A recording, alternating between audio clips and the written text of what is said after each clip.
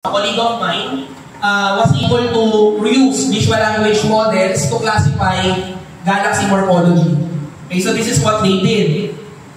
So all they did is to place or provide a galaxy image and then provide a user from, combine them, and from there, they were able to provide a number-based classification of galaxies. For example, 1 refers to the spiral, 2 refers to elliptical, and so on.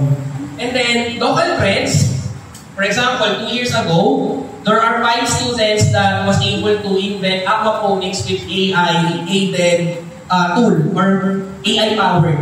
So this is what the aquaponics do. Usually in aquaponics setup, the aquaponics setup itself regulates its temperature, it regulates its humidity, it regulates the concentration of the solution required, and similar to this kind of things. And that is a trend also in agriculture, especially in innovative agricultural setting.